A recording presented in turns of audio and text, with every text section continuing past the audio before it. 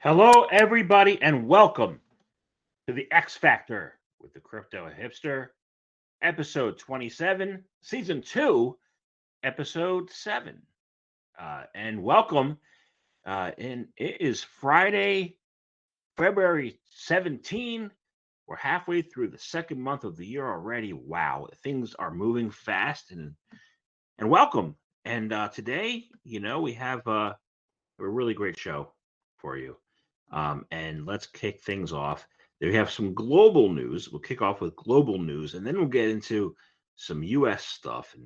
And let's do this. Um, let's talk about first. Let's talk about the Bank of International Settlements. Why don't we? BIS funded regulator is to probe DeFi entry points like stablecoins. Despite providing many novel services, DeFi, they say, does not substantially differ from traditional finance. In its functions, the Financial Stability Board said. The Financial Stability Board, they don't seem stable to me, but it's a financial regulator funded by the Bank of International Settlements, central banks, is pushing international regulations for decentralized finance. This week, the FSB issued a report on the financial stability risks of DeFi, highlighting major vulnerabilities, transmission channels, and the evolution of DeFi. Despite providing many novel services, they said, DeFi does not differ substantially from traditional finance in its functions, the authority said in a report.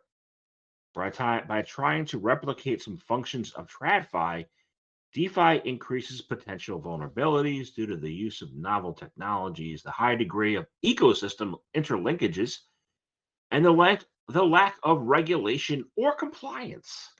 Moreover, the authority claimed that the actual degree of decentralization in DeFi systems often deviates substantially from stated claims of the founding originators. Huh. Don't think it's different than TradFi. There are many ways that it's different. And let me know your thoughts. How, let's come up with a top 100 list, or maybe 1,000 list, or maybe 10,000 list of reasons why DeFi is a better bet and a better, I don't know how to say bet, but a better way to manage money, to control money, to manage the risks. Why it's so much better than having than And I'm not going to get into it right now because I could talk for hours right now on why DeFi is better. But let me know your thoughts, what you think.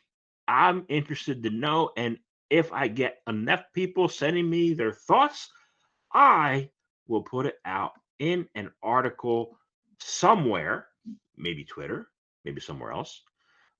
And let me know your thoughts. Okay. So do we have to talk about still global because Binance continues to be a global company. Okay, so Binance, and this is a U.S. This is a transition into the U.S., but it's going to be Binance, so it's global still.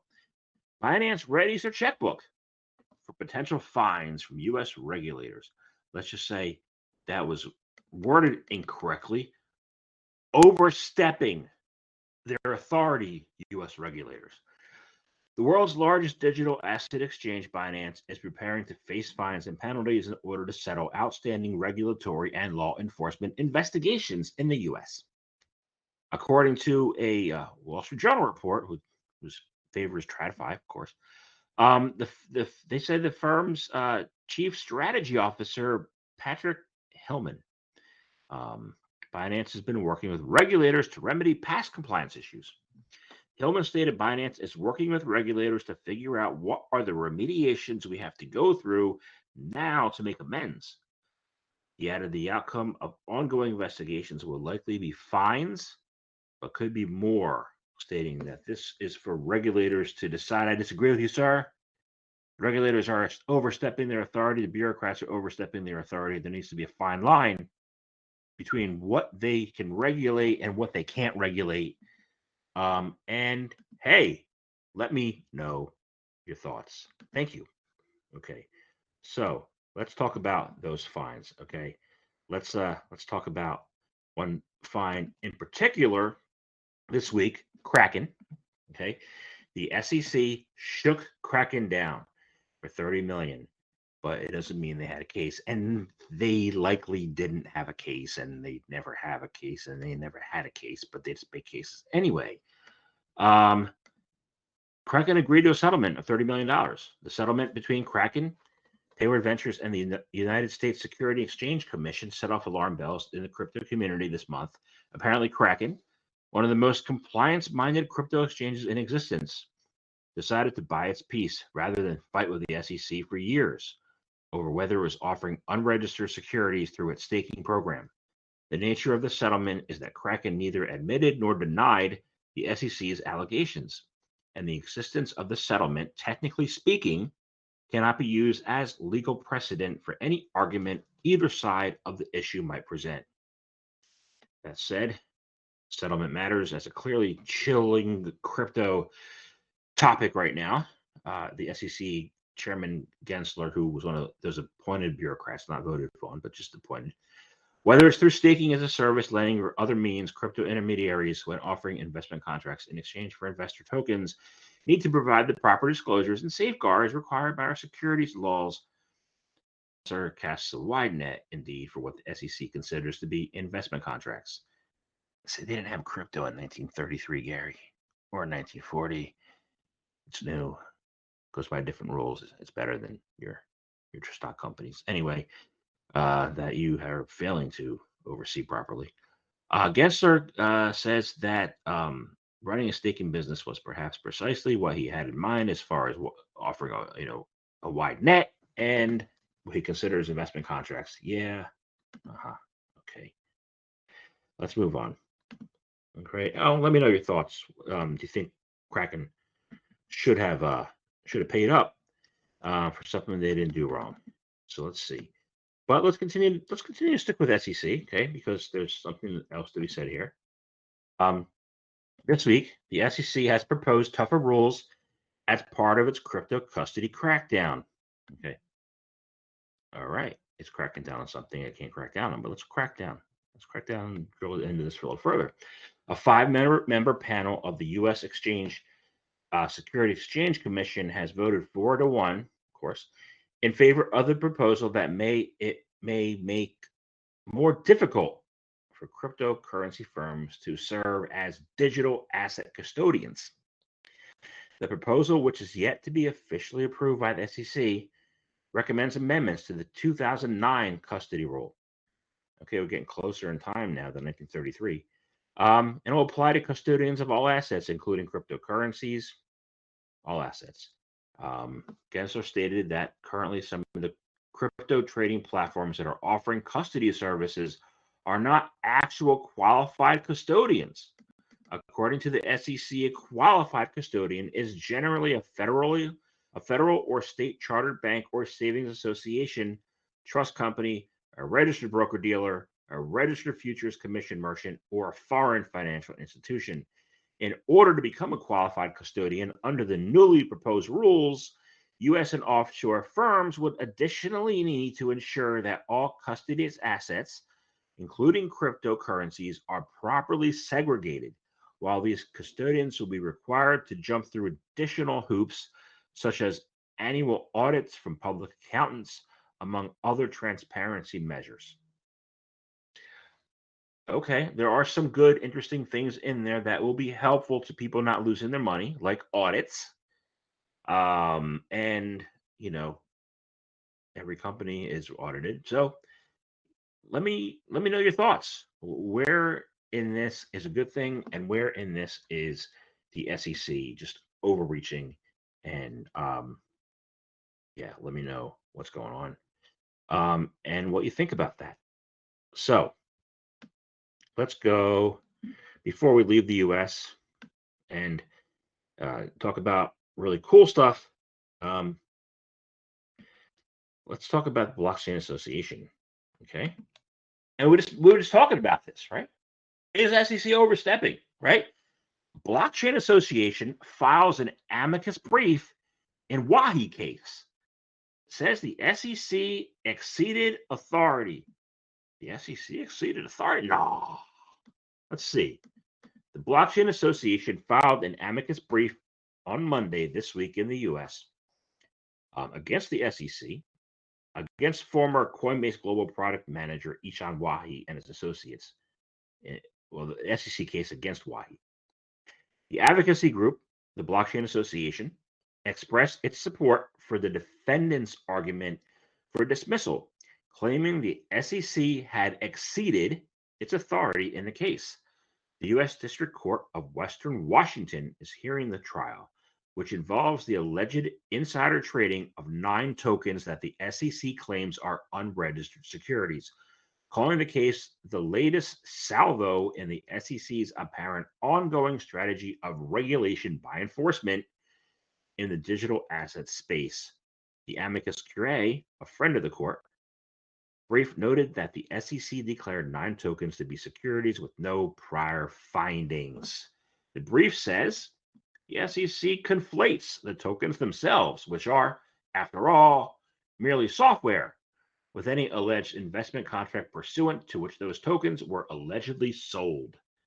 Yep, that was an interesting announcement when they first announced these tokens, and I believe, yeah, we'll see what happens here. Let me know your thoughts. For those of you who know about the case, I'm interested, to know if the Blockchain Association's right. Somebody's got to be right.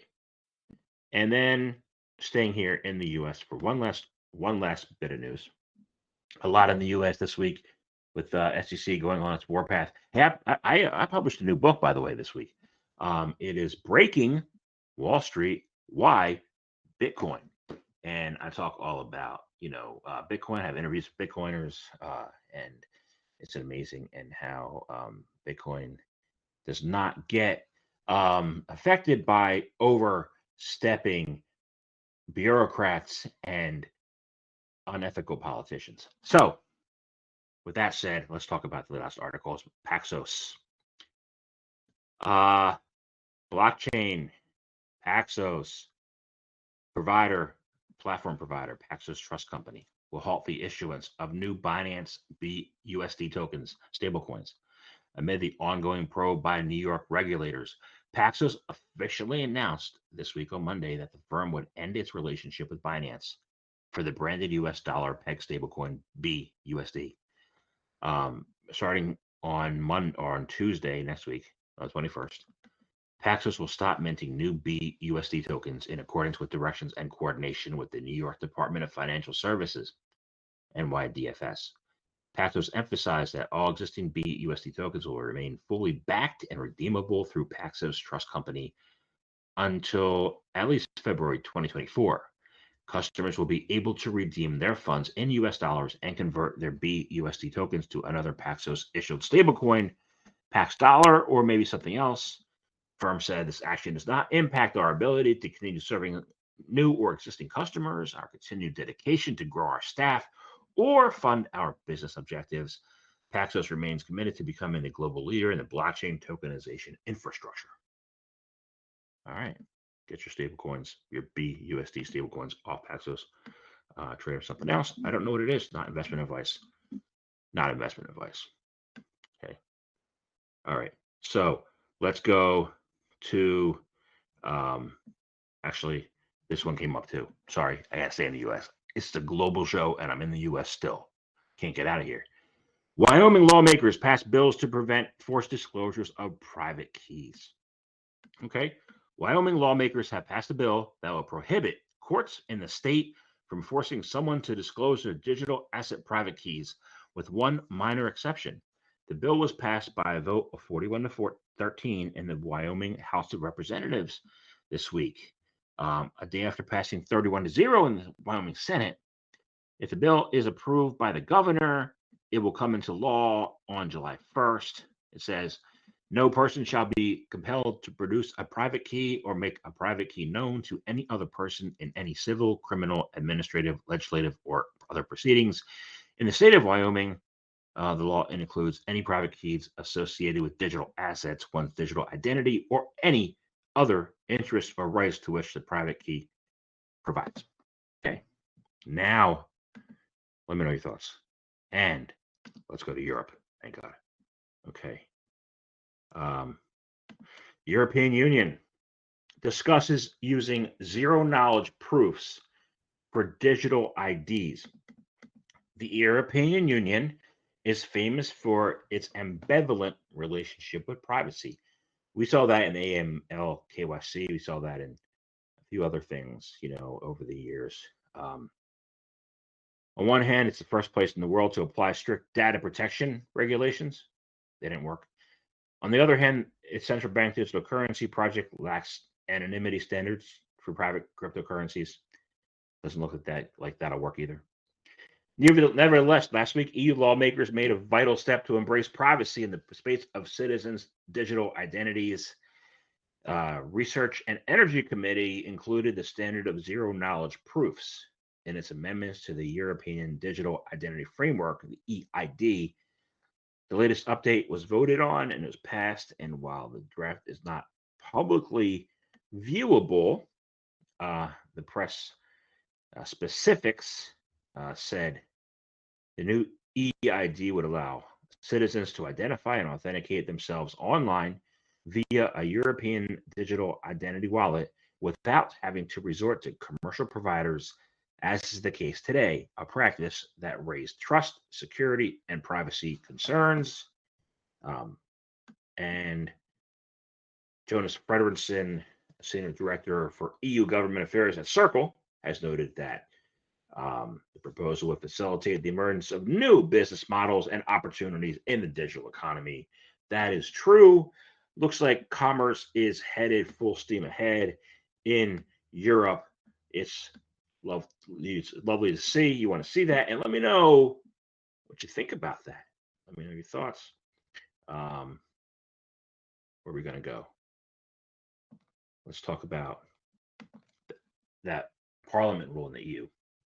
A proposed EU Parliament rule could have banks apply a 1,250% risk weight to crypto exposure. That's a lot. Okay, so the European Parliament has released a report on a draft bill proposing that banks holding cryptocurrencies set aside a large amount of capital in an effort to address potential risk. In a notice, the EU lawmaker said any framework applied to crypto assets should adequately mitigate the risks of these instruments for the institution's financial stability.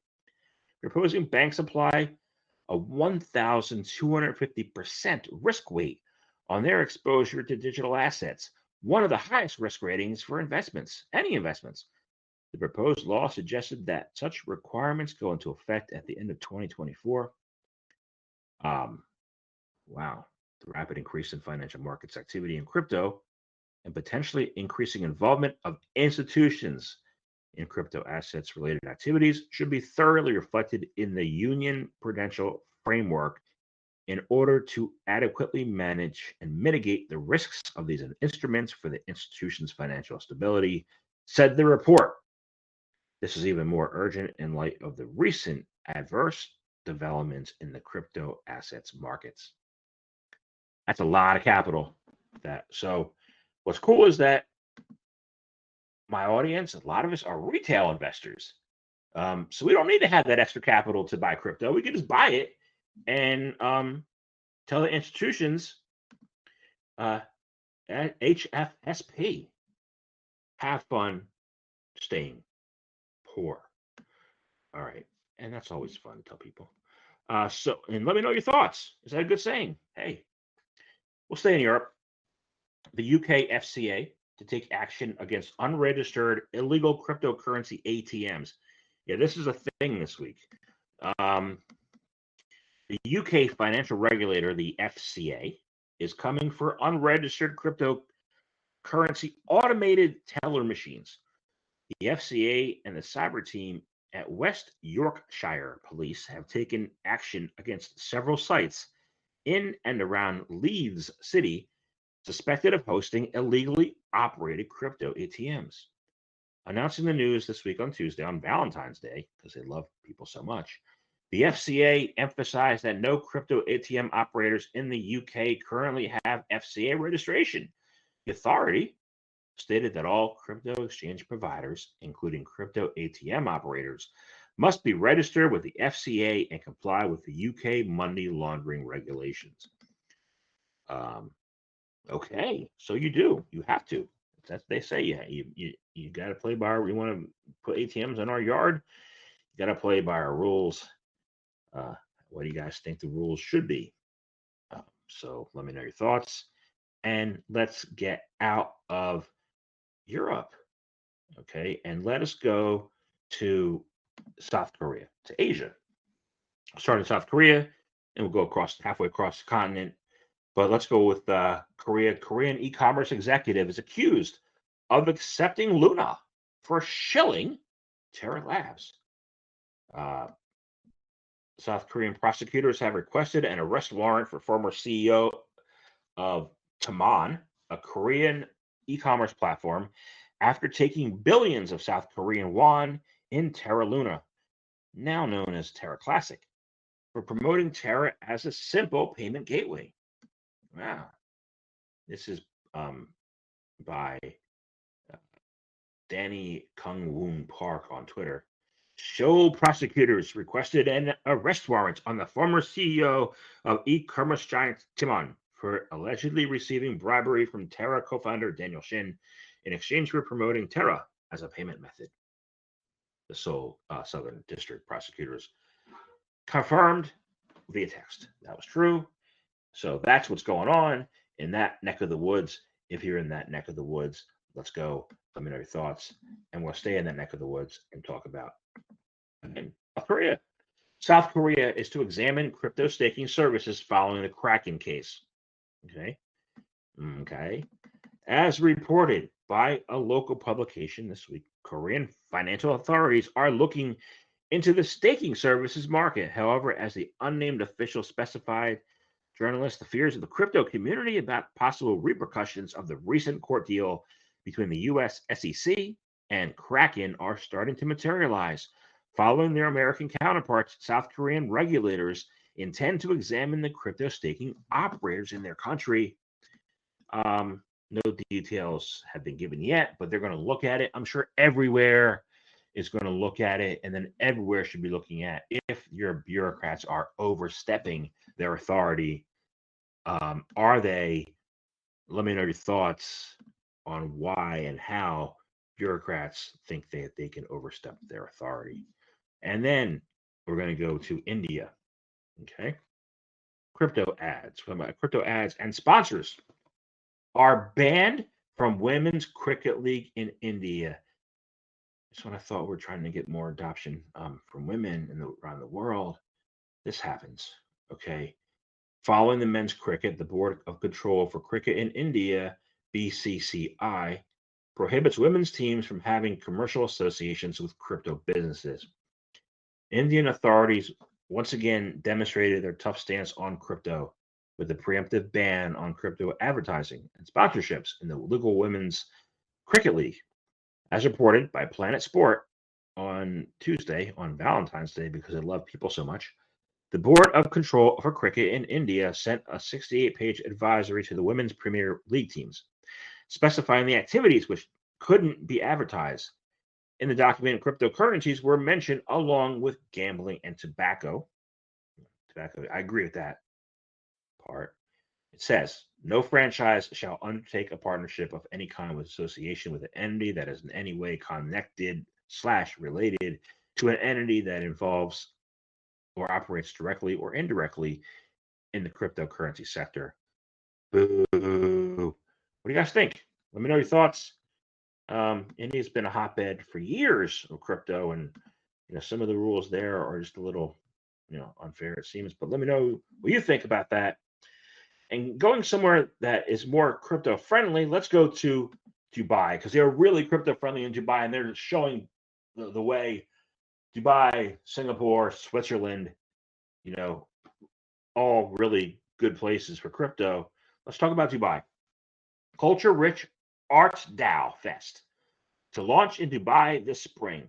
So there's an Arts DAO Fest ArchDAO, the Middle East's largest NFT community, will host the region's first Web3 festival, ArchDAO Fest, at the 25H Hotel at One Central DIFC on March 11th. The primary goal of ArchDAO Fest is to celebrate NFT and internet culture, which were pioneered in the US by groups such as CryptoPunks and Bored Ape Yacht Club. Additionally, there will be a platform for leading companies to share their knowledge and perspectives on the future of blockchain, NFTs, decentralized payments, as well as a network for developers, business owners, and investors to connect and work together on new projects. ADF will also give the United Arab Emirates Web3 community members a chance to gather and experience NFT culture in a way that hasn't been done before. The cultural experience in the US is a crackdown by overreaching regulators, and the culture they're experiencing in Dubai is one of collaboration, community involvement, open-mindedness, all that really stuff that should be happening that is not in the US.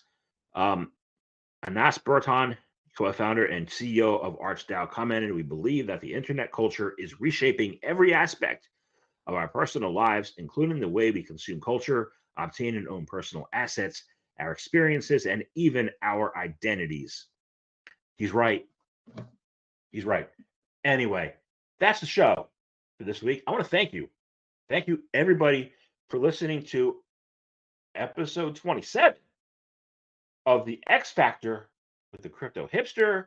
And I bring you this show each and every Friday, block after block. Have a great week. Thank you for tuning in. Thank you for listening. Thank you.